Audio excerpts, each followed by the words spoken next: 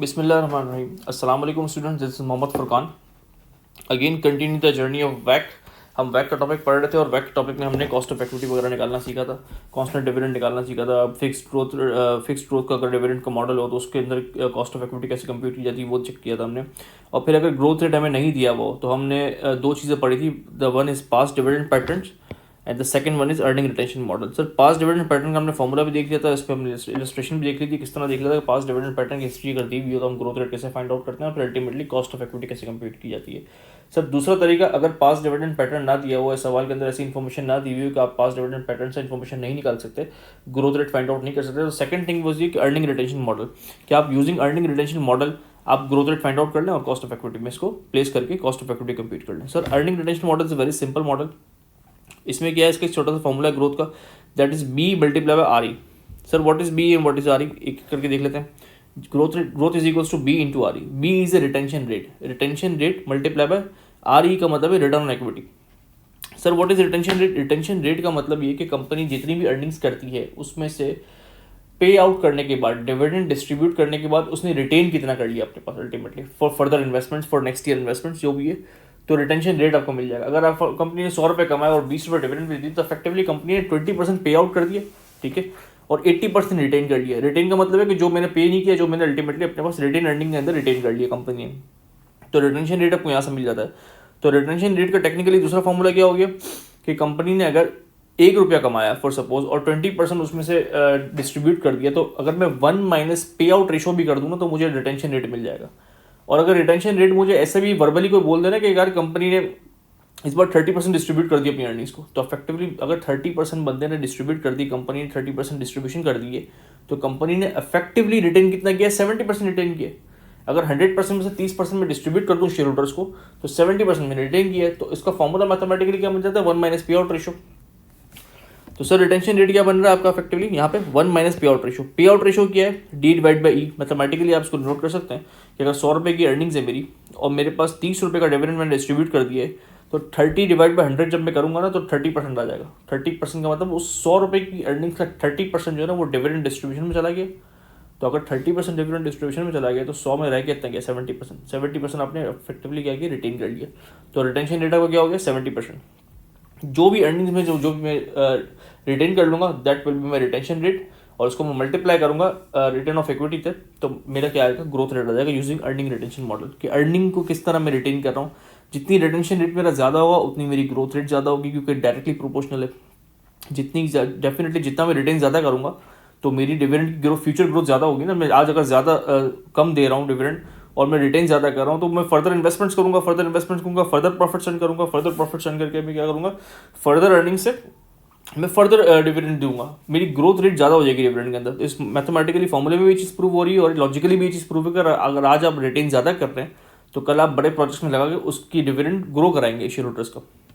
और accounting return on equity, जितना return on equity मेरा ज़्यादा होगा, जितना मैंने अपनी इक्विटी पे रिटर्न ज़्यादा जनरेट किया होगा बिजनेस ऑपरेशंस के यूज़ करते हुए, बिजनेस ऑपरेशंस के, तो उतना डेफिनेटली मेरी डिविडेंड की ग्रोथ रेट ज़्यादा होगी, क्योंकि ये फॉर्मूला डायरेक्टली प्रोपोर्शनल है। तो सर मैथमेटिकली फॉर्मूला देख लेते हैं 1 माइनस पे आउट रेशो, और जो अर्निंग्स है वो आपकी प्रॉफिट आफ्टर टैक्स होती है हमेशा, which is your bottom line of profit and loss income statement जो एफएस के अंदर आ रहा होता है। तो सर इसकी ज़रा हम एक इलस्ट्रेशन देख लेते हैं, simple concept. ABC company is about to pay dividend of 20 cents per share. Again जो आपको कंसंट्रेट करना है ना, कौन सा मॉडल यूज़ करना है, कौन सा फॉर्मूला यूज़ होगा, इन सब चीज़ों पर डिपेंड करता है कि आप सवाल को किस तरह रीड आउट करते हैं, डेटा को किस तरह एक्सट्रैक्ट करते हैं। अब सवाल ने आपको स्पेसिफिक इन्फॉर्मेशन क्या दे दी? सर यहाँ पे सवाल ने आपको स्पेसिफिक इन्फॉर्मेशन दे दी कि is about to pay dividend.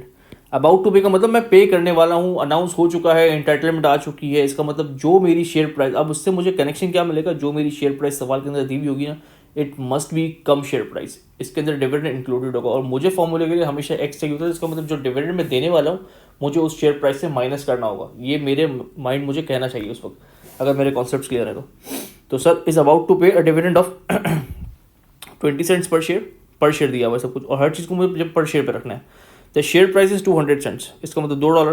The ARR is 12%, ठीक है। अकाउंटिंग रेट ऑफ रिटर्न मतलब जो भी आपका ARR था इफेक्टिवली, जो रिटर्न ऑन इक्विटी इसको हम ARR भी कहते हैं इफेक्टिवली, ठीक है, अकाउंटिंग रेट ऑफ रिटर्न, इसको मैं ARR का नाम भी दे सकता हूँ, दिस इज माई ARR, इसको ARR, ठीक है। तो ये मेरा ARR आ गया, return on equity. And 20% is a पे आउट रेशियो। 20% पे आउट रेशियो का मतलब ये है कि मुझे 1 सेकंड के अंदर पता लग जाता है, इसका मतलब 80% रिटेन किया है। 100 - 20 80, तो रिटेंशन रेशियो क्या है 80। मैं इसको 1 - 20 करके ये नहीं करूँगा, डेफिनेटली मैथमेटिकली कर सकता हूँ, लेकिन मुझे फॉरन क्लिक कर देना चाहिए। 20% पे आउट रेशियो तो 80% रिटेंशन रेट है। तो ग्रोथ रेट के लिए मुझे दोनों चीज़ें मिल गई, मुझे ये भी मिल गया और मुझे ये भी मिल गया, तो ग्रोथ रेट मेरा इफेक्टिवली आ जाएगा आराम से। तो सर इसको सॉल्व आउट करते हैं। अब ये कह रहे कंप्यूट की, ठीक है। अब इन्फॉर्मेशन को यूज़ करते हुए, अब ये सवाल मैंने पढ़ा ना, तो मैंने इन्फॉर्मेशन दी कि मुझे ARR भी दिया हुआ है, मुझे रिटर्न ऑन इक्विटी भी दिया हुआ है, मुझे पे आउट रेशियो भी दिया हुआ है। इसका मतलब ये चीज़ें कहाँ यूज़ हो सकती हैं, ये चीज़ें अर्निंग रिटेंशन मॉडल में यूज़ हो सकती हैं। सवाल ने मुझे नहीं कहा कि आप अर्निंग रिटेंशन मॉडल यूज़ करके ग्रोथ रेट फाइंड आउट करें, सवाल ने मुझे कहा अल्टीमेटली के ही निकाल के दो, मुझे कहीं से भी निकाल के दो। यूजिंग इन्फॉर्मेशन को ऑब्जर्व करते हुए मैंने ये पता लगाया कि इसमें जो चीज़ें दी हुई, जो इनपुट्स दिए हुए, ये ग्रोथ रेट के फॉर्मूले में यूज़ होते हैं। वो ग्रोथ रेट भी कौन सा, पास्ट डिविडेंड पैटर्न वाला नहीं, अर्निंग रिटेंशन मॉडल वाला ग्रोथ रेट यूज़ होता था, क्योंकि जो इन्फॉर्मेशन दी हुई है वहीं यूज़ होती है, वहीं से आपका ग्रोथ रेट फाइंड आउट होगा, फिर अकॉर्डिंगली आपका के कंप्यूट हो रहा होगा। तो इन्फॉर्मेशन को पढ़ते हुए, सवाल को पढ़ते हुए, you have to be alerted कि कौन सी चीज़ कहाँ कनेक्ट हो रही है और एग्जामिनर कौन सी चीज़ यूज़ करवाना चाह रहा है आपसे। तो यहाँ स्पेसिफिकली हम अर्निंग रिटेंशन मॉडल यूज़ करेंगे यहाँ पे। तो सर इसको सॉल्व कर लेते हैं। पहले तो सबसे पहले मुझे क्या चाहिए, ग्रोथ रेट चाहिए होगा, which is retention rate B into return of equity. तो रिटेंशन रेट कितना है, जब पे आउट रेशियो 20% तो रिटेंशन रेट मेरा 80% होगा, multiply by return on equity कितनी है 12%।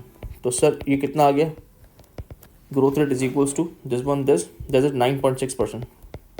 तो ग्रोथ रेट कितना है 9.6%। अब मैं इसको क्या करूँगा सर, मैं इसको यूज़ करूँगा अपने मेन फॉर्मूले के अंदर। हर चीज़ पर शेयर पर रखनी है मुझे। इसका फॉर्मूला क्या है, करंट डिविडेंड। करंट डिविडेंड को मल्टीप्लाई करूँगा ग्रोथ रेट, तो D1 आ जाएगा मेरे पास। तो करंट डिविडेंड कितना है सर 20 सेंट्स, 0.2 और 1 + 9.6% divided by x dividend, current share price, x dividend price, जो प्राइस दी हुई है ना मुझे इस वक्त, ये कितनी दी हुई है 200 सेंट्स। इसका मतलब ये कम शेयर प्राइस है, क्योंकि ये अबाउट टू पे डिविडेंड वाला केस था, ये कम शेयर प्राइस दी। मुझे एक्स चाहिए, तो मुझे क्या करना पड़ेगा सर, मुझे 2 - 0.2 करना पड़ेगा, 20 सेंट्स है ना, तो ये एक्स डिविडेंड, एक्स प्राइस हो गई, ठीक है। D1 divide by P0 plus growth rate क्या है 9.6%। तो if you solve it out, तो ये क्या बन जाएगा सर, ये आपके पास कॉस्ट ऑफ इक्विटी आ रही होगी ऑलमोस्ट कोई 22%।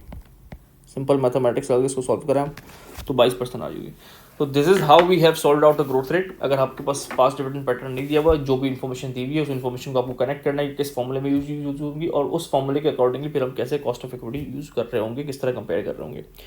तो this is all about the cost of equity, dividend valuation model, constant dividend model, fixed growth of dividend model.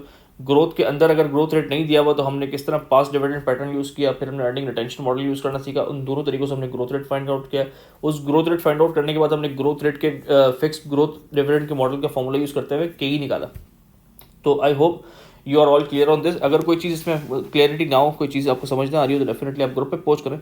I will try to respond as soon as possible. मिलते हैं sir next class के अंदर। Thank you so much. अल्लाह हाफिज़।